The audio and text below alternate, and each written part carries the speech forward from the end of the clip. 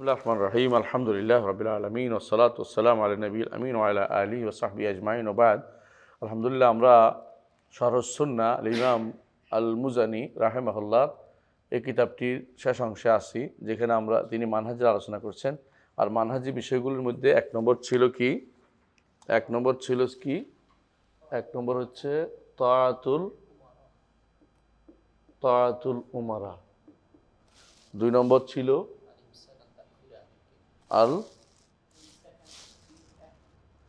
তাআতুল উমারা, আর হলো তারকুল খুরুজ, উমারাদের বিরুদ্ধে বের না হওয়া। কেমন? 3 নম্বর ছিল আল ইমসাক আন তাকফির আহল কিবলা। খুবই গুরুত্বপূর্ণ জিনিস, মানে মৌলিকভাবে যেগুলো মানহাজের ভিতরে ঢুকে। 4 নম্বর হচ্ছে আল বারাআতু মিনাদ দুল্লাল, আল বারাআতু আন আহল বিদআহ, বেদাত থেকে মুক্তি, তাই তো? বেদাত থেকে আল তাআমুল মা আহল বিদআহ, হাজিল মুক্তাদিরা বলে। 5 নম্বর হলো সাহাবা আল কাউলু ফিস সাহাবা।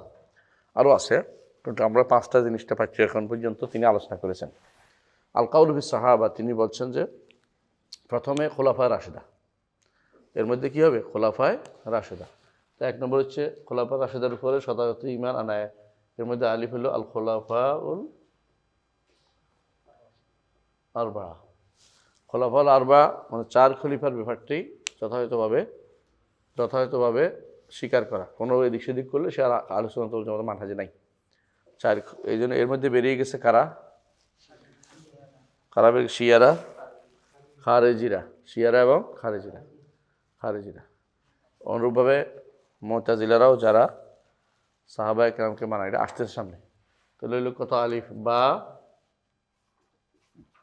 as-সাহাবা আল আশারা, 10 জন সাহাবীর মর্যাদা। কেমন? জিম as-সাহাবা আলাল উমুম, মানে ব্যাপকভাবে সাহাবায়ে কেরাম নিয়ে আলোচনা করবেন। তো আমরা দেখতে পাচ্ছি তিনি আলোচনা করেছেন ওয়াকালু বিফদলি খলিফাতি রাসূলিল্লাহ। পড়ো। বিসমিল্লাহির রাহমানির রাহিম। ওয়াকালু বিফদলি খলিফাতি রাসূলিল্লাহি আবি বকর আস-সিদ্দিক ফাহুয়া আফদালুল খালকি ওয়া আখিয়ারুহুম বা'দা নবী সাল্লাল্লাহু আলাইহি ওয়াসাল্লাম ওয়াল মুতান্নি বা'দাহু বিল ফারুক ফাহুয়া উমর ইবনে আল-খাত্তাব রাদিয়াল্লাহু আনহু ফাহুমা ওয়াজিরা রাসূলিল্লাহি সাল্লাল্লাহু আলাইহি ওয়াসাল্লাম ওয়া দাজিআহু ফি কবরি ওয়া নুসাল্লিসু বিদিন নুরাইন উসমান ইবনে আফফান রাদিয়াল্লাহু আনহু থুম্মা বিদিল ফদল ওয়াত্তাকা আলী ইবনে আবি তালিব রাদিয়াল্লাহু আনহুম আজমাইন। আসেন একটু আগে আসি। তাহলে এই মানহাজি আকীদার মধ্যে মানহাজি বিষয়টা হলে এর মধ্যে হলো সাহাবায়ে কেরামের ফজিলত নিয়ে আলোচনা করা। সাহাবায়ে কেরামের ফজিলতের মধ্যে প্রথমে আসবে খলিফাদের। প্রথম হচ্ছে আবু বকর রাদিয়াল্লাহু আনহু, যিনি রাসূলুল্লাহ সাল্লাল্লাহু আলাইহি ওয়াসাল্লাম পরে সবচেয়ে শ্রেষ্ঠ, সবচেয়ে উত্তম ব্যক্তি। এবং তারপর দ্বিতীয় জন কাকে? ফারুক কেন বলা? কার লকব? ওমর ইবনে খাত্তাব রাদিয়াল্লাহু আনহু। তো আমরা দেখতে আবু বকর লকব হচ্ছে সিদ্দিক, কারণ তিনি সদ্দাকা রাসূল সাল্লাল্লাহু আলাইহি ওয়াসাল্লাম ফি কুল্লিল মাওয়াকিফ দুনা তারাদ্দুদ, সমস্ত মাওয়াকিফে রাসূলুল্লাহ সাল্লাল্লাহু আলাইহি ওয়াসাল্লামকে তিনি সত্যায়ন করেছেন, কোনো রকমের দ্বিধা তার মধ্যে ছিল না। ফারুক, যার মাধ্যমে আল্লাহ হক এবং বাতিলের মধ্যে পার্থক্য করে দিয়েছেন, এজন্য তিনি ফারুক। তার ইসলাম গ্রহণের মাধ্যমে আল্লাহ সাহাবা কেরাম শক্তিশালী হয়েছেন এবং তারা বলেছেন সেদিন থেকে আমরা নিজেদেরকে শক্তিশালী মনে করতাম, কারণ তিনি হক এবং বাতিলের মধ্যে পার্থক্য করে প্রমাণ করে দিয়েছেন যে তার ঈমানটা হক এবং বাতিলের মধ্যে পার্থক্যকারী। তার ফাহুমা ওয়াজিরা রাসূলুল্লাহ সাল্লাল্লাহু আলাইহি ওয়াসাল্লাম, দুজনই কি রাসূলুল্লাহ সাল্লাল্লাহু আলাইহি ওয়াসাল্লামের মন্ত্রী। ওয়াজির মানে কি? মন্ত্রী, মন্ত্রণাদাতা, মানে বিশেষ যারা লোক। ওয়াদাজিআহু, এবং একসাথে শুয়ে আছেন ফি কবরি, তার কবরে একসাথে শোয়া। নুসাল্লিসু বিযিন নূরাইন, তৃতীয় জন হিসেবে নিব আমরা দিন নূরাইন, দুই নূরের অধিকারীকে। 2 নূর কেন বলা হয়?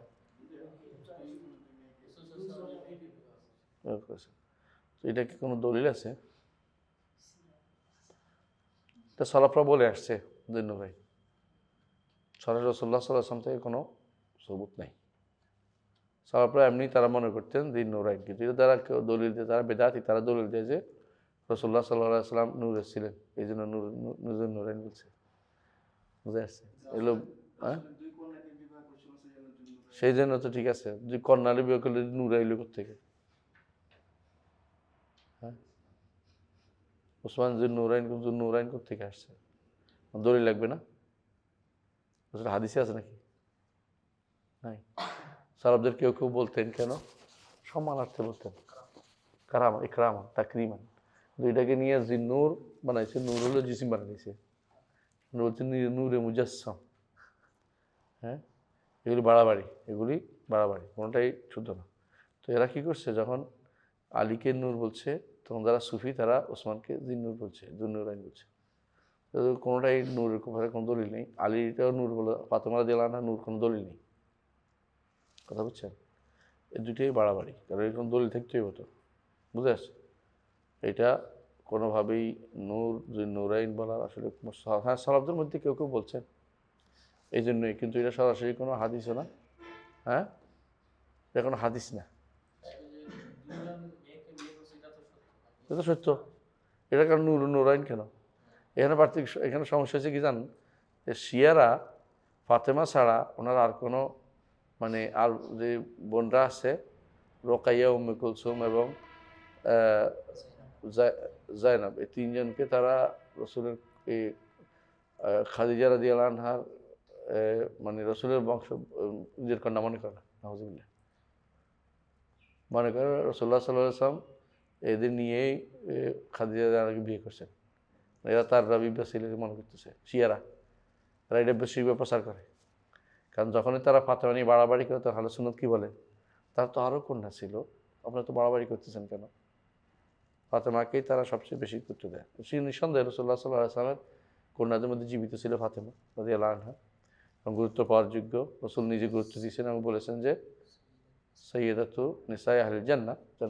কিন্তু এইটাকে মানে নিরঙ্কুশ করার জন্য, মানে কোনোভাবেই যেন অন্য কোনো কন্যার জন্য কোনো কিছু সাব্যস্ত না হয়, এই জন্য তারা এই কোনোভাবেই রাসূলের কন্যাই সাব্যস্ত করতে রাজি না, নাউজুবিল্লাহ। তো এরা এদিকে মারাত্মকভাবে বিভ্রান্ত। আর রাসূলুল্লাহ সাল্লাল্লাহু আলাইহি সাল্লাম তার ওসমান ইবনে আফফান রাদিয়াল্লাহু আনহু তিনি তার দুই কন্যাকে বিয়ে করেছেন। আরেক কন্যার নাম কি ছিল? জয়নাব কার কাছে বিয়ে করছিলেন? আবুল আস। একজনের কাছে বিয়ে হয়েছে, আবুল আসের কাছে বিয়ে হয়েছে। আবুল আস সে রাসূলুল্লাহ সাল্লাল্লাহু আলাইহি ওয়াসাল্লামের সাথে ওয়াদা রক্ষা করছে। আবুল আস রাসূলুল্লাহ সাল্লাল্লাহু আলাইহি ওয়াসাল্লাম যখন বদরের যুদ্ধে ধরা পড়ছে, তো তার ফিদার জন্য তার মেয়ে জাইনাব, রাসূলের মেয়ে জাইনাব তার হাড়টা দিছে। হাড়টা ছিল খাদিজা রাদিয়াল্লাহু আনহার। এটা দেখে রাসূলুল্লাহ সাল্লাল্লাহু আলাইহি ওয়াসাল্লামের মধ্যে অনেক শরীর, মানে তার মানসিক অবস্থা খুব খারাপ। তিনি বলেন যে তোমরা তাকে বিনা পয়সা ছেড়ে দিতে, মানে জোর করেন না। তাও ইয়া রাসূল আপনি যেটা বলেন তারা ছেড়ে দিছে এটা সব। তো তিনি বলছেন তুমি তো চলে যাচ্ছ, মেয়েটাকে কি করবা, মেয়েটাকে ফেরত দিয়ে পাঠাই দিও আমার কাছে। সে ওয়াদা রক্ষা করেছে, কিন্তু জানোয়াররা তাকে সুস্থ আসতে দেয়নি। কাফেররা তাকে আঘাত করেছে, ফেলে দিছে, পেটের বাচ্চা পর্যন্ত মরে গেছে। তো তারপরে তিনি আসছেন, মদিনায় ছিলেন, বারবার সে মক্কায় আসছে, মদিনায় আসছে। সে তো আবুল আস করতেন, আবুল আস ইবনে রাবি বলে ওনাকে। যুদ্ধ কাফেরা নিয়ে গেছেন, কিন্তু আসার সময় মদিনা আসার পরে ঈমান আনে নাই। তো তিনি বলছেন যে ঈমান আনে নাই, তো তুমি আমার কাছে থাকতে পারবে না, আবার পাঠাই দিছেন। শেষে আসছে, তাদেরকে বুঝিয়ে দিয়ে, মালপত্র বুঝিয়ে দিয়ে মদিনায় আসছেন। রাসূলুল্লাহ সাল্লাল্লাহু আলাইহি ওয়াসাল্লাম আবার তাকে আবুল আসের কাছে জাইনবকে ফিরিয়ে দিয়েছেন। বুঝে আসছে? এটা হলো একমাত্র রাসূল তার প্রশংসা করেছেন যে আমার সাথে ওয়াদা করেছে, ওয়াদা রক্ষা করেছে। আর রাসূলের দুই কন্যা রোকাইয়া এবং উম্মে কুলসুম, এই দুইজনের বিয়ে হয়েছিল এই আবুল আহাবের দুই ছেলের সাথে। কিন্তু ওরা দুইজন আবুল আহাবের কথা যখন এই আয়াত নাজিল হলো তাব্বাত ইয়াদা আবি লাহাব ওয়া তাব্বা মা আগনা, জোর করছে তোমার মোহাম্মদের বউকে তালাক, মোহাম্মদের কন্যাকে তালাক দিতে হবে। তার দুইজন তালাক দিচ্ছে, কিন্তু তাদের সাথে ঘর সংসার হয়নি। মানে ওদের সাথে এই দুই মেয়ের ঘর সংসার হয়নি, বুঝে আসছে কথাটা? তো এই দুই মেয়ের সাথে পরপর বিয়ে হয়েছে রোকাইয়া, তারপর উম্মে কুলসুম রাদিয়াল্লাহু আনহুমা, দুজনের সাথে বিয়ে হয়েছে ওসমান ইবনে আফফান রাদিয়াল্লাহু আনহু। তো রাসূলুল্লাহ সাল্লাল্লাহু আলাইহি ওয়াসাল্লাম এই দুজনকে খুব ভালোবাসতেন। তো আলা কুল্লি হাল সবাইকে রাসূলের ভালোবাসার দিক থেকে, কিন্তু যার মর্যাদা বেশি ছিল তিনি হচ্ছেন ফাতিমা বিনতে মুহাম্মদ সাল্লাল্লাহু আলাইহি ওয়াসাল্লাম। তো এই ইয়েতে মুসাল্লিস বিন নুরাইন ওসমান ইবনে আফফান রাদিয়াল্লাহু আনহু, নুরাইন বলা যাবে কিন্তু এটার কোনো দলিল নেই, আমরা বলতেছি সালাফদের বলছি এই জন্য বলি, কিন্তু এটা নূর বলতে কোনো শারীরিক নূর বোঝানোর উদ্দেশ্য না, এটা যেন কেউ মনে না করে। সুম্মা বেজিল ফাদল ওয়া তুকা আলী ইবনে আবি তালিব রাদিয়াল্লাহু আনহু, রাদিয়াল্লাহু আনহুটাই হচ্ছে শব্দ, সঠিক শব্দ। কেউ কেউ কি বলে কাররামাল্লাহু ওয়াজহু বলে, কাররামাল্লাহু ওয়াজহু বলে, জায়েজ আছে বলা? আপনি যদি কোনো কাররামাল্লাহু ওয়াজহু বলে আপনার জন্য জায়েজ নেই? অবশ্যই দোয়া হিসেবে জায়েজ। সমস্যা কোথায়? সমস্যা যদি কোনো এটা স্পেশালি খাস করে, শিয়ারা এটা স্পেশালি খাস করে, যেন তারা কোনোদিনই শুধু রাদিয়াল্লাহু আনহু কাররামাল্লাহু ওয়াজহু বলবেই। তারা উদ্দেশ্য হচ্ছে এটা যে তারা মনে করে যে আলী ইবনে আবি তালিব কোনোদিন মূর্তির পূজা করেন নাই, তার চেহারা কারো কাছে নত করেন নাই, অন্য অন্য সাহাবিরা নত করছেন, তিনি নত করেন নাই, এটা আলাদা একটা স্পেশালিস্ট দাবি করতেছে। কিন্তু অনেক সাহাবি আছে মূর্তি পূজা করেননি, সবাইকে কাররামাল্লাহু ওয়াজহু বলতে হবে? কেমন? আবু বকর যে মূর্তি পূজা করছে কোনো প্রমাণ আছে? কোনো প্রমাণ নেই। তো সুতরাং হুট করে ধরেই এরকম নাম দিলে তো হইব না একটা কিছু। এই জন্য কাররামাল্লাহু ওয়াজহু থাকলে আমরা বলবো না, কি বলবো? রাদিয়াল্লাহু আনহু, কি বলবো? রাদিয়াল্লাহু আনহু, যেটা আল্লাহ তাআলা বলছেন এবং সাহাবায়ে কেরাম একে অপরকে বলতেন। মুস্তালাহ পরিবর্তন করা যায় না, মুস্তালাহ নতুন করে দেওয়াও যায় না, পরিভাষা পরিবর্তন করা যায় না। পরিভাষা পরিবর্তন করলে কি লাগবে? এটা দৃষ্টিকটু এবং এটা সমস্যা আছে। যেমন ফাতেমা আলাইহিস সালাম বলে, তাই না? ফাতেমা আলাইহিস সালাম, আবার ইব্রাহিম আলাইহিস সালাম বলে। ইব্রাহিম কোন ইব্রাহিম? রাসূলের ছেলে ইব্রাহিম। আসলে আলাইহিস সালাম এটা কোনো রাসূলের উক্তি না। রাসূলুল্লাহ সাল্লাল্লাহু আলাইহি ওয়াসাল্লাম এটা বলেন নাই, সাহাবায়ে কেরাম বলছে কিনা কোনো প্রমাণ নাই। তো সালাফদের মধ্যে একটা বিশাল গোষ্ঠী কিন্তু এরকম আলাইহিস সালাম বলছে, বিশাল গোষ্ঠী। কিন্তু মূল কথা হচ্ছে আলাইহিস সালাম বলে নবী পরিবারের লোকদেরকে খাস করা যাবে না, এগুলো বিশুদ্ধ মত। হ্যাঁ, তো মারিয়াম আলাইহিস সালাম বলি যে আমরা, তো মারিয়াম কি বলবো? রাদিয়াল্লাহু আনহু বলবো? এই জন্যে আমরা বলতে পারি, এখানে তো আমরা রাদিয়াল্লাহু আনহু আলাদা একটা কি আছে, পরিভাষা আছে। এই জন্য সাহাবায়ে রাসূলুল্লাহ সাল্লাল্লাহু আলাইহি ওয়াসাল্লাম পরিবারে যে সমস্ত মহিলা সাহাবী রাসূলের কন্যাদের মধ্যে এদেরকে আলাইহিস সালাম বলা ঠিক নয়। অনুরূপভাবে হাসান এবং হুসাইন রাদিয়াল্লাহু আনহুম আজমাইন, এদেরকেও আলাইহিস সালাম বা আলাইহিমাস সালাম, এগুলো বেদাত। বেদাত কেন? সালফ সালেহিন বলে বলতেন না। হ্যাঁ, কেউ বলতে পারি বুখারী কিতাবে, ইমাম বুখারীতে আলাইহিস সালাম বলতে পারে। প্রথম প্রশ্ন হচ্ছে আলাইহিস সালাম যেহেতু দোয়ার জিনিস, দোয়ার জায়গাটা সাধারণত এখানে মানুষের কি হয়, একজন থেকে একজন আলাদা করে। কোন সব নুসখাতে দোয়া আছে কিনা দেখতে হবে। যে বুখারী বুখারী ব্যবহার করছে, সব নুসখাতে নবী পরিবারের সাথে কি দোয়া আলাইহিস সালাম ব্যবহার করছে কিনা দেখতে হবে। যদি না থাকে বোঝা গেল মিনান নিসাখ, তারা লেখে কফিকার, তারা আলাইহিস সালাম ঢুকেছে।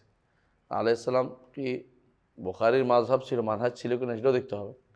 আর বুখারীর মানহাজ হইলেও যেহেতু এটা আমাদের আহলে সুন্নাত জামাতের আকীদা এবং মানহাজের সাথে সংশ্লিষ্ট, বাড়তি কোনো কিছু দিয়ে কোনো একান্তভাবে কাউকে নির্ধারণ করতে হলে দলিল লাগবে, সেটা নাই। সেহেতু আলাইহিস সালাম আমরা বলবো না, রাদিয়াল্লাহু আনহু বলবো। ঠিক আছে? ফাতেমা রাদিয়াল্লাহু আনহা, অনুরূপভাবে ইব্রাহিম রাদিয়াল্লাহু আনহু, কেমন?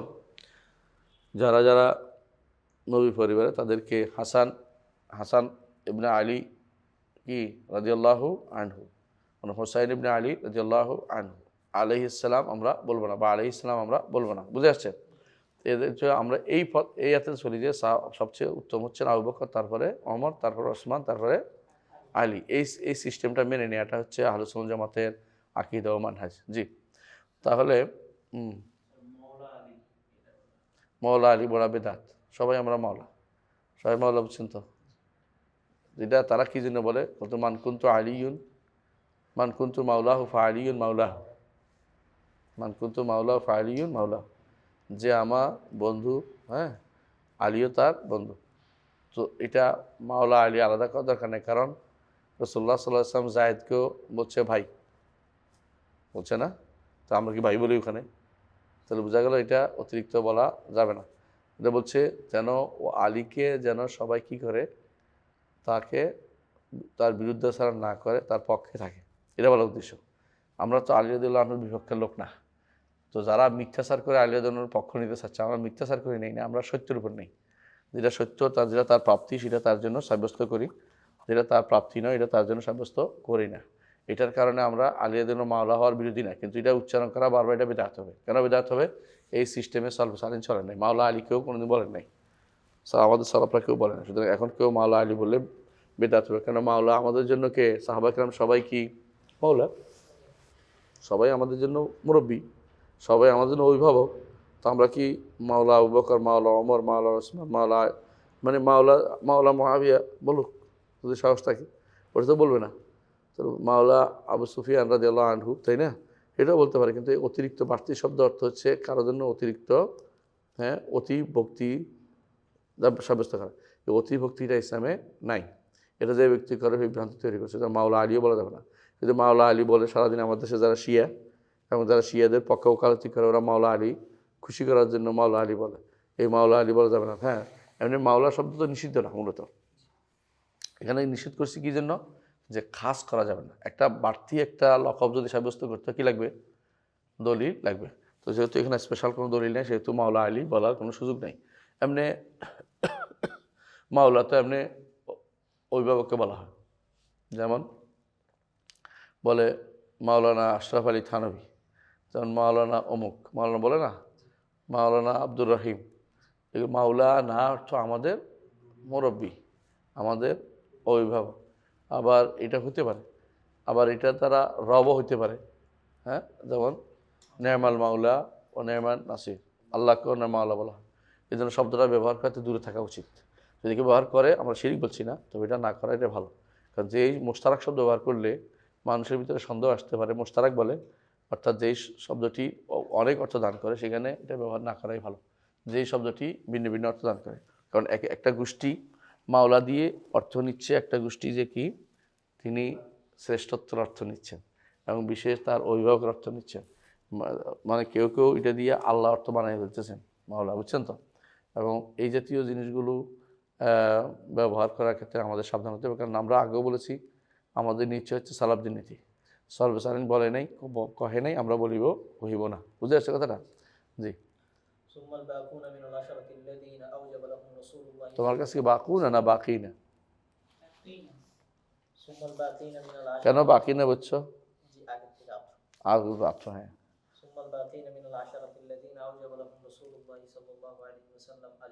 জান্নাত। তারপর আমরা কি করি? তারপর আমরা আশারা মুবাশশারার উপর আমরা কি করি? সুম্মা আল বাকিনা, আয়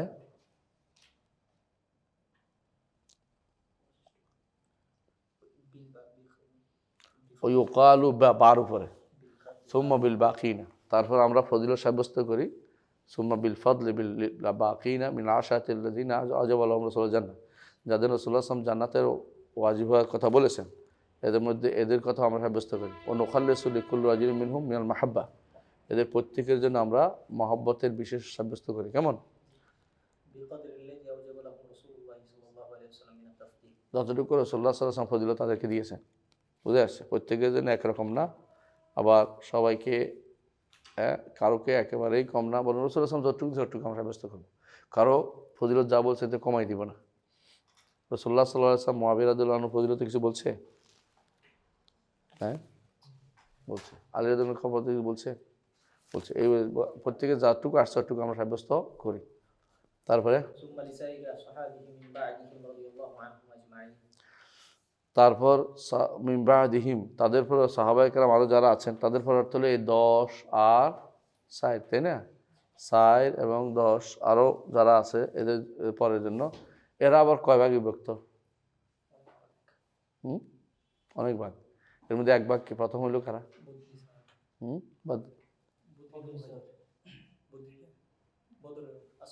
আসহাবে বদর, তাই না? সাবেকুন আউয়ালুন সবাই।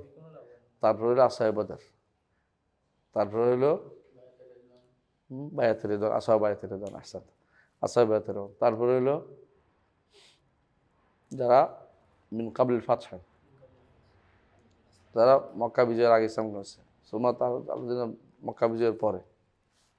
তারপরে হলো সিগারুস সাহাবা, যারা বয়সে কম ছিল।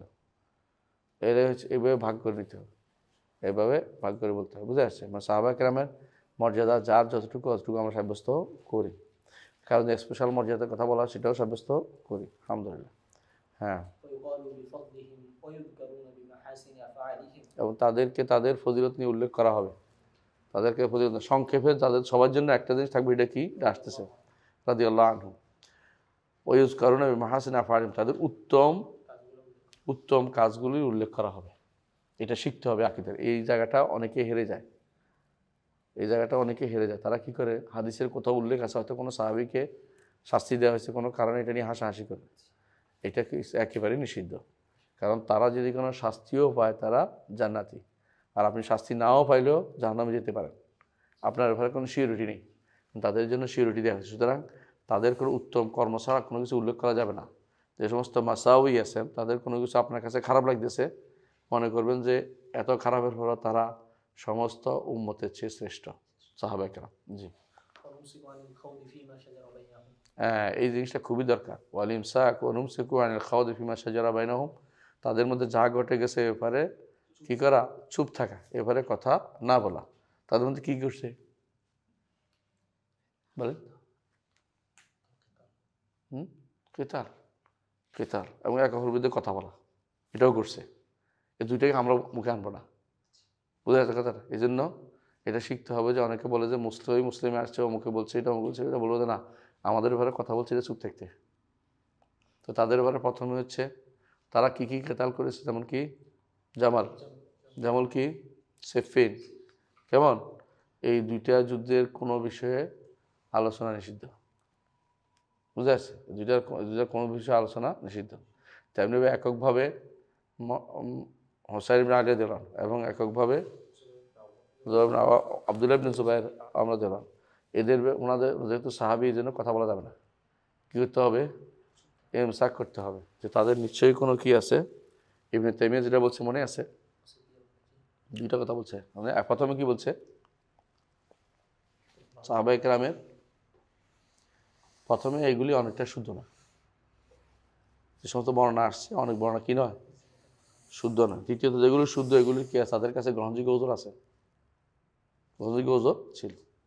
আর তাদের যে সমস্ত বলে যে গ্রহণযোগ্য আমরা খুঁজেই পাচ্ছি না, সেগুলো কয় ব্যক্ত, কোনোটা তাদের হয়তো গুনাহ হয়েছে কিন্তু ইজতিহাদের কারণে সে গুনাহ মাফ, তাদের সওয়াবে অন্তর্ভুক্ত হয়েছে, অথবা তাদের গুনার এমন এমন কাজ হয়েছে যেটা তাদের বিহার, যে তাদের নেকির যে সমুদ্র, সেখানে তারা কোনো কিছু আর অবশিষ্ট নাই। হলো জাকা মাউন ও যালিকা মাউন লা তুকাদ্দির হুদ্দিলা, এটা এত বেশি পানি যে বালতি পরিমাণ ময়লা করলেও কিছু হয় না।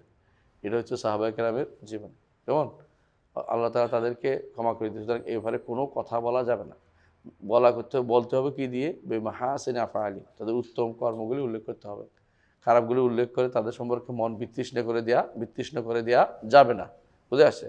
যাবতীয় উত্তম কাজে নিয়ে তাদের সাথে কথা বলতে। ইমসাক আম্মা শাজারা বাইনাহুম, এটা আহলুস সুন্নাত ওয়াল জামাতের আকীদা।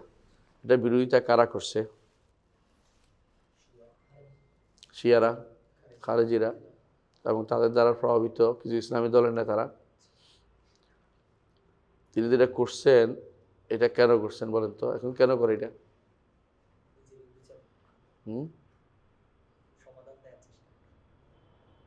হ্যাঁ, কেউ সমাধান দেওয়ার চেষ্টা করে, কেউ মুস্তাশরিক প্রাচ্যবিদদের কথার জবাব দেওয়ার চেষ্টা করে, হয়তো কাদের ন্যাক নিয়ত থাকতে পারে।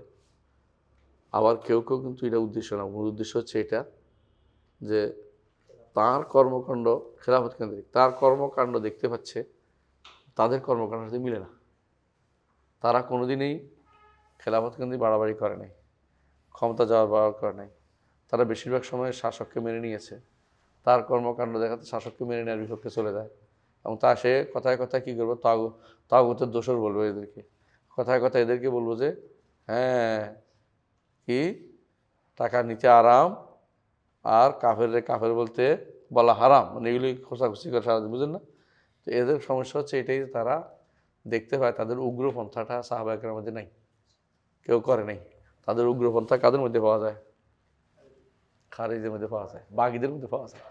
এরা তখন দেখছে সাহাবা একরামের নিলে তাদের এই একটা কাজও চলে না, তখন তারা সাহাবা একরামের মানহাজ থেকে দূরে থাকতে চায়।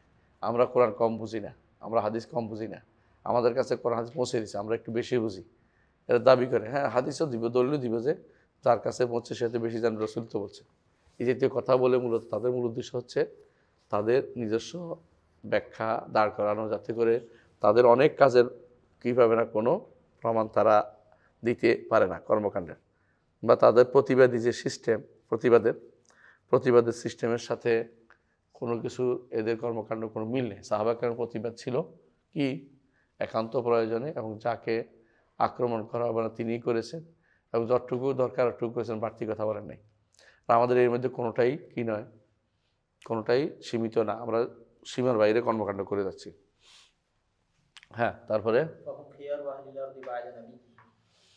তারা, তাহলে আমরা কি পাইলাম, ইউকালু বিফদ্দিহিম, তাই না? কত পাইছি এটা সাহাবা, তাই না?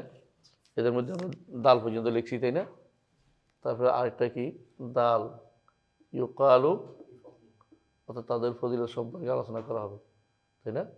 হ্যাঁ, কি না, এটা হ্যাঁ ইউজ কারুনা বিমাহাসিনা ফালিহিম, তাদের উত্তম কর্মগুলি বর্ণনা করা হবে। মাসাউই বর্ণনা করা জায়েজ নেই। মাহাসিনে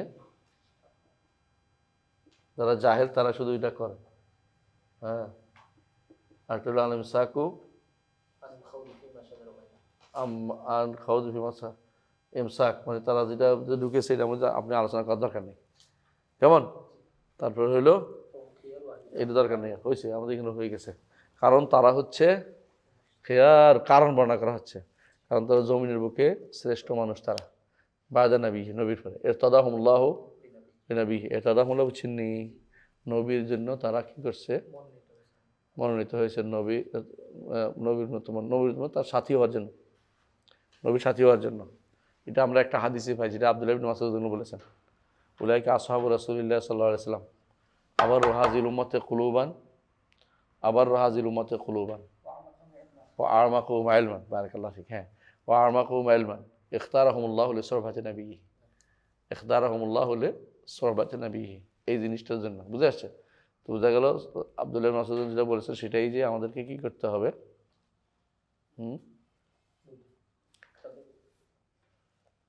আমাদেরকে তাদের ব্যাপারে তাদের স্বীকৃতি দিতে হবে, তারা খেয়ার আহলা, জমিনের বুকে তারা হচ্ছে শ্রেষ্ঠ। এবং নবী সাল্লাল্লাহু আলাইহি ওয়াসাল্লাম তার নবীর সাথী হওয়ার জন্য আল্লাহ তাদেরকে মনোনীত করেছেন, সন্তুষ্ট হয়েছেন।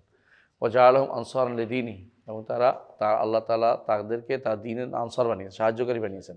এই আনসার তো সাহায্যকারী, আনসার তো মুহাজির আনসার না। এর মুহাজির আনসার সবাই আনসার আল্লাহ রাসূলের জন্য। ইয়া আইয়ুহাল্লাযীনা আমানু কুনু আনসারাল্লাহ কামা ক্বালা ঈসা ইবনে মারইয়াম হাওয়ারিয়্যিনা মান আনসারুল্লাহ ক্বালা হাওয়ারিয়্যুনা নাহনু আনসারুল্লাহ ফাআমানাত তায়িফাতুম মিন বনী কাফারাত তায়িফা আইয়াদনা আমানু আলা আদুইহিম ফাসবাহু কাফিরিন। এটাই তো এখানে দেখা যাচ্ছে যে প্রত্যেকেই আমরা আল্লাহ তাআলার পক্ষ থেকে আমাদের নবীর দ্বীনের সাহায্যকারী, এটাই তো। কিন্তু এটা তো আরবি আনসারুল্লাহ বাংলা টিম না, আবার এটা সন্ত্রাসী বলা হয় না, এগুলো যারা ইসলামের ক্ষতি ছাড়া লাভ কিছু হয়নি। হ্যাঁ, দিন আইম্মাতুদ্দিন, সাহাবা একরাম হচ্ছে দ্বীনের ইমাম, ওয়া আলামুল মুসলিমিন, মুসলিমদের তারা কি,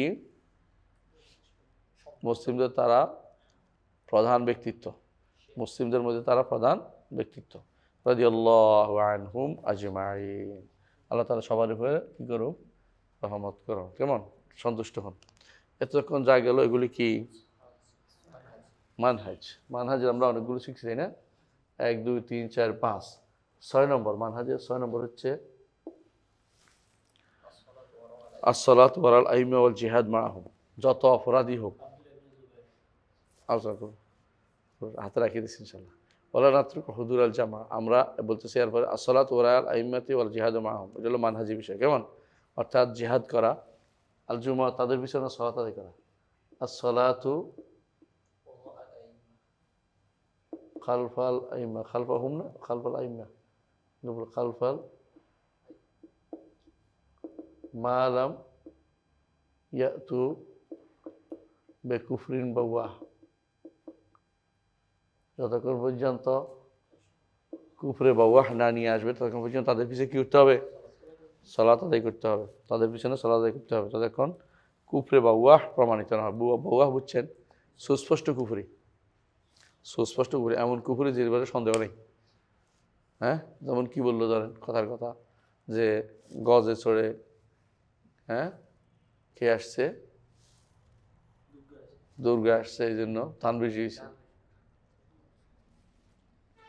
মানে গজে চড়ে দুর্গা আসছে এই জন্য ধান বেশি হয়েছে।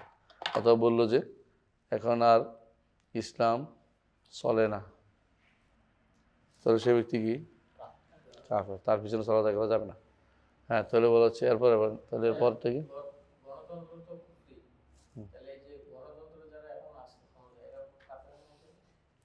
গণতন্ত্র কুফরি, কিন্তু অনেকের কাছে এটা জ্ঞান নেই, এটা প্রকাশ্য জিনিসটা খুব অনেকের কাছে প্রকাশ্য না। এই জন্য আমরা আমভাবে বলি গণতন্ত্র কুফরি, কুতুবমতদ মানলে কাফের, কিন্তু ব্যক্তিকে বলছি না। আমরা আগেও শিখছি এটা যে যে জিনিসটা কেউ করলে বলবে এইভাবে, যে জিনিসটা সরাসরি কুফরি বলে তার কাছে প্রমাণ তুলে ধরা হয়নি, একটা ফেরকা হয়ে যায়নি। এরকম অনেকে ভুলের উপর আছে, সবাই যারা যারা এই কাজটি করবে তারা কুফরি করছে, কাফের হয়ে গেছে, কিন্তু ব্যক্তিকে বলতে পারছি না। কিন্তু যখন এমন জিনিস আছে যেগুলো ব্যক্তিকেও বলা যায়, ব্যক্তিকেও বলা যায়, যখন এটা স্পষ্ট জিনিস হবে। আর যেখানে অস্পষ্ট জিনিস হয় সেখানে ব্যক্তিকে না বললে কাজটাকে কাফের বলতে হবে, বুঝলি? তো গণতন্ত্র বিষয়ে অনেকের কাছে স্পষ্ট না এখন, কারণ আমরা এমন একটা সময় পার করছি গণতন্ত্র ছাড়া অন্য কিছু কেউ চিন্তা করতে পারে নাই, দুর্ভাগ্যবশত। এটাই এখনো পর্যন্ত মানুষের অন্তরে ব্রেনে এখনো বসে নেই, বুঝে আসছে? এখন পর্যন্ত এই জন্য তাড়াতাড়ি করে এটাকে তাকফির না করে কাজটাকে কাফের বলতে হবে। জি, ولا نترك حضور الجمعة وصلاتها مع بر هذه الأمة وفاجرها لازم. ওলা নাত্রুকু হুজুর আল জুমাতি ও সলাতুহা, আমরা জুমার হাজির হয় এবং সুলার সলাৎ পড়া, মা বার রে হাজির উম্মত ফাজির হিমলা হাজির ফাজির আল আজম, নেককার বদকার সবার পিছনে সমাজ করা দায়িত্ব, ওয়াজিবিটা ফরজ। হ্যাঁ, ما كان من البدعة برية فإن ابتدع ضلالا فلا صلاة خلفه والجهاد مع মা কানা মিনাল বিদআতি বারিয়ান, যতক্ষণ পর্যন্ত সে মুখে বেদাত করা করবে না বলে কি করে শিখিয়ে দিচ্ছে। বুঝাচ্ছে কথাটা? এটা মা কান অর্থ ইলা, ইলা মা কান, যতক্ষণ পর্যন্ত ইলা পর্যন্ত বুঝাইছে, কতক্ষণ পর্যন্ত তাদের সাথে থাকবো ততক্ষণ পর্যন্ত তারা বেদাতকে থেকে নিজেকে মুক্ত ঘোষণা করে। ফাইন ইবতাদা দলাল, যদি কোনো তারা পথভ্রষ্টতা কোনো পথ রচনা করে, ফালা সলাতা খালফ, তার পিছনে সালাত আদায় করা যাবে না। এটা আসলে ওই সময় হবে যখন অন্য কোথাও পড়া যায়, আর অন্য কোথাও পড়া যায় না আর এদের সংখ্যাই বেশি, তখন সালাত আদায় করতে হবে। প্রমাণ হচ্ছে ওসমান বিন আফফান রাদিয়াল্লাহু আনহুকে যখন বাগিরা ঘেরাও করছে, বাগিরা কি বেদাতি না? বেদাতি। সবাই বলছে যে আমরা কোথায় নামাজ পড়বো, কারণ বাগিরা তো দখল করে রাখছে, কি মসজিদ দখল করে ফেলছে। তখন তিনি বলছেন সলাত ও খায়রু মদ, সলাত হচ্ছে উত্তম বিষয়, যেখানে সলাত হবে সেখানে সলাত পড়ে ফেলো। কাফের না হওয়া পর্যন্ত তারা কি তার পিছনে সলাত আদায় করা যাবে, এইটাই। এই জন্য বলছে ফাইন ইবতাদা দালালান ফালা সালাতা খালফা, যদি বেদাত আবিষ্কার করে রচনা করে তার পিছনে সালাত পড়া যাবে না। হ্যাঁ, কখন পর্যন্ত? কাফের না ইলা তারাও কাফরাম কুফরাম বাওয়াহা, তাদেরকে তারা স্পষ্ট কুফরি না নিয়ে আসবে, অতএব তাদের পিছনে সালাত আদায় করা যাবে। আল্লাহ সর্বত্র বিরাজমান, এটা কি স্পষ্ট কুফরি না? এইটা তার যে ব্যক্তিটা স্পষ্ট ঘোষণা করবে তখন তার পিছনে সালাত আদায় করা যাবে না, না বললে, আর বললেই আর পড়া যাবে না। জি, والجهاد مع كل إمام عدل أو جائر والحج. আল জিহাদ ওইটা আরেকটা জিনিস, কি করতে হবে তাদের সাথে? والجهاد معه জিহাদ, জিহাদ এবং হজ। হ্যাঁ, 7 নম্বর হচ্ছে আল জিহাদ মাল ওমারা, আমিরদের সাথে জিহাদ। জিহাদ একাকী হয় না, একাকী হয় শুধুমাত্র নফসের বিরুদ্ধে জিহাদ। কিন্তু কাফেরদের বিরুদ্ধে জিহাদ হতে হলে কী লাগে? রাষ্ট্রপ্রধান লাগে। রাষ্ট্রপ্রধান দ্বারা অন্য জিহাদগুলি হয় প্রতিরোধ জিহাদ। আমার যতটুকু ক্ষমতা আছে ততটুকু আমি করলাম। অগ্রণী জিহাদ যদি হয় তখন কার মাধ্যমে হবে? রাষ্ট্রপ্রধান লাগবে, রাষ্ট্রপ্রধান লাগবে। প্রতিরোধ জিহাদের মধ্যেও শর্ত আছে, সামর্থ্য আছে কিনা দেখতে হবে। নিজে নিজে শুধু শুধু মরে যাওয়া ইসলাম বলে না। তবে কেউ যদি এই যুদ্ধ করে, প্রতিরোধ জিহাদকে মারা যায়, সে শহীদ হবে। সে কেউ শহীদ হবে। সে মনে করছে তার ইস্তেহাদের উপর নির্ভরশীল, মনে করছে যে আমি পারবো, কিন্তু তার ইস্তেহাদের ভুল হয়েছে, শহীদ হবে। বুঝে আসছে? আর যদি কোনো সে জানে ভালো করে যে পারবে না, সে অন্যান্য নজির তার কাছে ছিল, তারপরে সে ইচ্ছা করে এই জিহাদ করে মরে যায়, হ্যাঁ, তাহলে সে এটা বলা তাহাউর। এটা কি বলা হয়? তাহাউর, তাহাওয়ারা। তাহাউর মানে এটা হচ্ছে বিবেক, বিবেক বর্জিত, মানে কি বিবেক বর্জিত কর্ম, হ্যাঁ, অবিবেচনা প্রসূত কর্ম। এটা করা ইসলাম অনুমোদন করে না, এটাকে অনুমোদন করে না। রাসূলুল্লাহ সাল্লাল্লাহু আলাইহি ওয়াসাল্লাম এটা রক্ষার জন্যই আবু বসর আবু জন্দলকে ফেরত পাঠিয়েছে, যেখান থেকে যাও, আমার কাছে থেকেও না, কারণ তিনি এর চুক্তিবদ্ধ আছেন। মুসলিমরা কাফেরদের সাথে এখন সব জায়গাতে চুক্তিবদ্ধ। সেটা কি? কাফেররা তাদেরকে মুসলিমদের ব্যাপারে চুক্তিবদ্ধ না, চুক্তিবদ্ধ মৌলিকভাবে, কিন্তু তার ব্যতিক্রম করলে আমরাও ব্যতিক্রম করি, কিন্তু মৌলিকভাবে তাদের সাথে কি চুক্তিবদ্ধ? যুদ্ধ না করার চুক্তি যেটাকে বলে। জি। ওয়াল জিহাদ মাকুল ইমামিন আদিন আউ জায়রিন। অনুরূপভাবে আমরা বিশ্বাস করি যে জিহাদ করতে হবে প্রত্যেক নেককার ইমাম বা বদকার ইমামের পিছনে থেকে। রাসূলুল্লাহ সাল্লাল্লাহু আলাইহি ওয়াসাল্লাম বলেছেন, আল ইমামু জুন্নাতুন ইউকাতুলু মিন ওয়ারাইহি। ইমাম হচ্ছে ঢাল, তার পিছন থেকে যুদ্ধ করতে হয়। আর হচ্ছে হজ। আর এটা কি? হজ। হজ, এই হজটাও কি কিসের অংশ? কিসের অংশ? তাহাবির অংশ, তাহাবির অংশ। সরি, তাহাবি বলছি। হজটা কিসের অংশ? মানহাজের অংশ। ইমাম তাহাবিও হজের কথা উল্লেখ করেছেন, জিহাদের কথা উল্লেখ করেছেন, এবং যুগ যুগ ধরে আলেমরা এই জিহাদ এবং হজকে কি সাথে উল্লেখ করেছেন? আমিরদের সাথে সংযুক্ত করেছেন। এই জন্য জেহাদ, হজ, অনুরূপভাবে আরও একটা জিনিস আছে, হেলাল দেখা। এটা আমিরদের সাথে সম্পৃক্ত। একাকী হেলাল দেখে একাকী রোজা রাখা, এটা শরীয়তে অনুমোদিত না। যারা এটা করে থাকে তারাও কি বিভ্রান্ত এবং পথভ্রষ্ট। এই জন্য আমিরদের কর্মকাণ্ডের যে সমস্ত আছে সেগুলো যথাযথ মেনে নিতে হবে। বুঝে আসছে? জি। কত নম্বর গেছে? হাজ, তাই না? আচ্ছা, এবার হলো 9 নম্বর কি দেখেন? হ্যাঁ, পরে হ্যাঁ,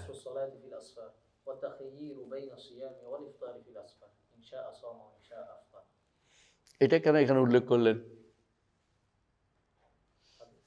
হুম হুম সে সময় সমস্যা ছিল কারণ এই জন্য।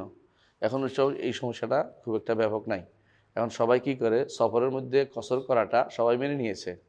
তখন হয়তো কোনো বেদাতি হয়তো উঠছিল যে সফরের মধ্যে কসর করাটাকে অস্বীকার করতেছিল, এই জন্য এটাকে আহলুস সুন্নাহ ওয়াল জামাতের মানহাজ হিসেবে তিনি উল্লেখ করেছেন। আসলেই সফরের মধ্যে কসরটা একটা হচ্ছে করার কথাটা দ্বিমত নাই, বুঝতে পারছি? এটা হলে ঠিক আছে আহলুস সুন্নাহ মানহাজ। কিন্তু যদি কোনো করাটা কি রুখসত না আজিমত, এইটা তো মতভেদ হয়, তো এটার কারণে আহলুস সুন্নাহ ওয়াল জামাতের বাইরে যাবে না। বুঝছেন কি না? রুখসত আজিমত বুঝছেন? এটা কি একেবারে করতেই হবে, নাকি না করলেও উত্তম হচ্ছে করা, না করলেও চলবে, এরকম কি না? এরকম যদি কোনো কেউ মনে করে যে উত্তম হলো করা, না করলেও কি হবে, হ্যাঁ, সালাত হবে, কোনো সমস্যা নেই, এটা যদি কেউ মনে করে, তাহলে সে আহলুস সুন্নাহ মানহাজের বাইরে যাবে না। কারণ এখানে হচ্ছে কসরটাকে যারা অস্বীকার করে তাদেরকে, আমরা তো কসর অস্বীকার করে নেই, কিন্তু বলতেছে কসর হচ্ছে হয়তো কেউ এক আমাকে উত্তম মনে করে, এরকম করতেই পারে, এরকম করতে পারে। সালাদের মধ্যে কেউ কেউ বা অনেকেই আবু হানিফা রহমতুল্লাহ ছাড়া, এবং বা আবু হানিফা এবং ইমাম এবং ইবনে তাইমিয়া ছাড়া বেশিরভাগ আলেমেই সফরটাকে কি বলেছেন? রুখসা বলেছেন, আজিমত বলেন নাই। রুখসা আজিমত বুঝেন কিনা আপনারা? কি আজিমত? করতেই হবে, ছাড় নাই, তাই তো? এটাই। এই জন্য যেহেতু বিষয়টা শক্তিশালী মত কিন্তু আবু হানিফার, যেটা আজিমত। আবারও বলছি, এই মাসালাতে শক্তিশালী মত কার? আবু হানিফা রাহমাহুল্লাহ। এবং এই জন্য এটাকে অনেকেই পরবর্তী হাম্বলিরাও গ্রহণ করছে, অনেকে ইবনে তাইমিয়া, সবাই এটাকে বেশি গ্রহণ করেছে। কারণ হাদিস আছে যে যে হাদিস কসরের সালাত আছে হাদিস আয়াতটা এটা কি লাইসা আলাইকুম জুনাহুন তাকসুরু মিনাস সালাতি ইন খিফতুম আন ইয়াফতিনাকুমুল লাযিনা কাফারু। তো বোঝা গেছে ইন খিফতুম আন ইয়াকুনা কাফারু লাইসা আলাইকুম জুনাহুন বলছে, এই জন্য এটা দিয়ে দলিল দিচ্ছে তারা এটা কি নয়, আজিমত নয়, এটা এটা আজিমত নয়, এটা রুখসাত। অন্যরা বলছে, আবু হানিফা রাহমাতুল্লাহ বলছেন যে এইটা যদি এই জায়গায় লাইসা আলাইকুম জুনাহুন যদি বলা হয়, তো যদি রুখসাত বলা হয় তাহলে একটা বিশাল সমস্যা আছে। কোথায়? হজের মধ্যে সাফা মারওয়ার মধ্যে। তো এটাকে আল্লাহ তাআলা বলছেন ফালা জুনাহা আলাইহিম আন ইয়াতাওয়াফা বিহিমা সেখানে যদি ছেড়ে দেওয়া হয়, কেউ তো এটাকে বলে না। তো জুনাহা আলাইহিম অর্থ যে তুমি শুধু শুধু সব জায়গায় রুখসা বুঝবা তা না, কখনো আজিমতের জন্য এটা ব্যবহৃত হয়। সুতরাং এটাকে আজিমতের জন্য ব্যবহার করাটা হচ্ছে ওয়াইজ, যাতে করে মানহাজ একরকম থাকে এটা। কিন্তু কখনো বিপদে পড়লে মাঝে মধ্যে কী করতে হয়, রুখসা হিসেবে নিয়ে 4 রাকাত পড়তে হয়, অনেকগুলো কারণ এটাও আছে। এটা হানাফি মাযহাব না মানলেও এটা কিন্তু বাস্তব। তো মৌলিকভাবে আমরা স্বীকার করতেছি যে কসরুস সালাত কি, কসরুস সালাত ফিল আসফার মিনাল মানহাজ মিন উমুরিল মানহাজিয়া। হ্যাঁ, ওয়াল ইখতিয়ার বাইনা সিয়াম ওয়াল ইফতার, রোজা ভাঙ্গা এবং ছাড়া। এ ব্যাপারে বেশিরভাগ মানুষের মধ্যে বাড়াবাড়ি আছে। কেউ মনে করে ভাঙ্গাই যাবে না, কেউ মনে ছাড়াই যাবে না। বুঝে আসছে? আসলে হচ্ছে কি এটা, হ্যাঁ, সাইয়ন মুখাইয়ার, সে মুখাইয়ার, সে অপশান আছে। দুইটার মধ্যে যেটা তার জন্য উপযোগী হয় সেটা নিবে। কারণ সবার জন্য রোজা রাখা কি নয়, সুন্দর হয় না, কারোর জন্য রোজা না রাখলে তার ভালো লাগে না। সুতরাং এই জন্য সফরের মধ্যে যদি কোনো কেউ রোজা রাখে, তখন তার যার কাছে কষ্টকর হয় সে কী করবে, ভেঙে ফেলবে। আর যার কাছে কষ্টকর না হয় সে কী করবে, এটা এখতিয়ার বলে। এটা হচ্ছে নিয়ম। এটা কেউ কেউ বিরোধিতা করে, থাকতে পারে, ওই সময় কেউ বিরোধিতা করছিল বলে তিনি সেটাকে মানহাজে উল্লেখ করেছেন। জি, আলহামদুলিল্লাহ। আমরা এতক্ষণ ধরে যা বলছি এগুলি সবগুলি কি মানহাজ। উনি আমাদের কাছে 10টা দিচ্ছেন, তাই না? 1 নম্বর হচ্ছে কসরুস সালাত, আরেকটা হচ্ছে ইখতিয়ার বাইনা as-sawm wal fitr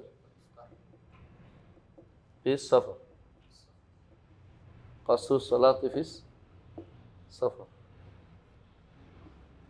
তাহলে আমরা 10টা জিনিস দেখছি যে মানহাজ জিনিস আলোচনা করছেন তিনি। এর বাইরে আরও মানহাজ জিনিস আছে যে ইমাম তাহাবী আলোচনা করছেন, সেগুলি আমরা অন্য সময় পড়বো ইনশাল্লাহ।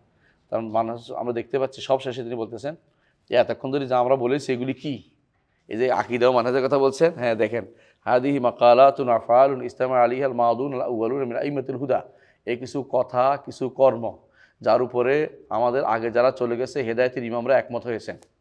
এই ইস্তামা মানে এটা মুজতামা আলাই, এখানে কথা বলার সুযোগ নাই। যেই ব্যক্তি এখানে কথা বলবে সেই পথভ্রষ্ট। যতই বলে কেন কেন কেন বলা না, এটা আমাদের সালাফরা এবার রেখে গেছেন। নইলে আপনি কি পথভ্রষ্ট হতে বেশি দেরি হবে না, বেশি দেরি হবে। বিশেষ করে যদি কেউ সাহাবাদের কাছেই পড়ে তখনই শেষ হয়ে যাবে। হ্যাঁ, এই জন্য একটা হাদিসও আছে যে যখন সাহাবদের কথা আসো তখন তোমরা চুপ মেরে যাও, যখন তাকদিরের কথা আসে তখন তোমরা কী করো, চুপ মেরে যাও। এবং আর সাহাব সাল্লাল্লাহু আলাইহি বক্তব্য আছে যে সাহাবায়ে কেরামের যে রক্ত আমরা শোষণ করিনি, সুতরাং আমরা তার রক্ত আমরা প্রবাহিত করিনি, সুতরাং তাদেরকে সমালোচনার কাজটা আমরা না করি, আমার জিহ্বাটাও নষ্ট না করি। বুঝে আসছে? তাদের রক্ত আমরা প্রবাহিত করিনি, তাদের জিহ্বা সুতরাং জিহ্বাটাও আমরা তাদের রক্ত নিয়ে টানাটানি করি, এটাকে ময়লাযুক্ত না করি, ময়লার ভিতরে না ফেলি। বুঝে আসছে? এটা সর্বসারের নীতি। এইভাবে দেখা গেছে এটার উপরে কি সর্বসারের একমত হয়ে গেছে। হ্যাঁ, হ্যাঁ, সাহাবায়ে কেরাম যেটার উপর এটার উপরে কি করছেন, তাবেঈনরা এটাকে ধারণ করেছেন। তখন যা বলেছি আকীদা মানহাজটা। হ্যাঁ, যেটা তাদের জন্য যথেষ্ট হয়েছে, কুফু আর কি, কুফিতুম বলে না, যথেষ্ট। এই ব্যাপারে তারা তাকাল্লুফ করে, বনিতা করে, আরো কিছু বাড়ায় না। হ্যাঁ, কৃত্রিমতা করে আরো কিছু বাড়ায় না, বরং তারা এটাকে যথেষ্ট মনে করে। হ্যাঁ, বা সুদ্দিদু বেআউনিল্লাহ ওফিকু, সুতরাং তারা পথ কি পেয়েছে, পথ পেয়েছে, প্রশস্ত পথ পেয়েছে, যে রাস্তার মধ্যে কোনো খাদ নাই। ওফিকু, তারা তৌফিক প্রাপ্ত হয়েছে। কারা? যারাই ওরা কারা? ওরা হচ্ছে রাসূল এবং রাসূলের সাহাবীরা এবং তাবেঈরা, যারা তার সুন্দর অনুসরণ করেছে। হ্যাঁ,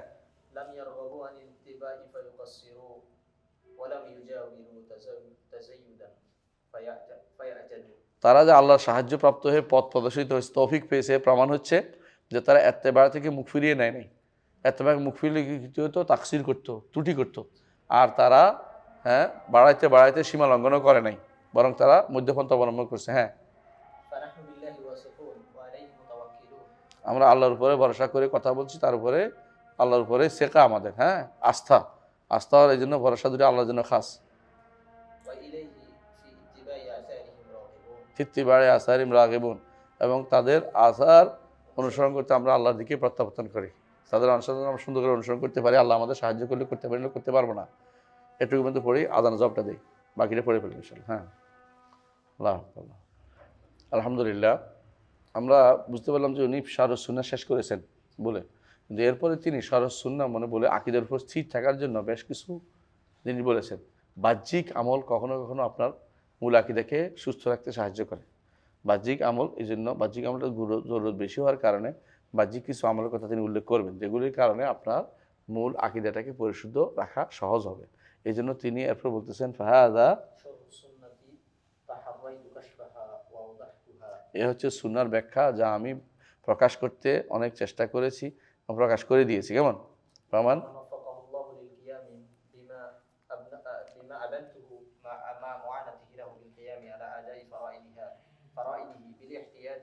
আসুক, সামনে আসুক।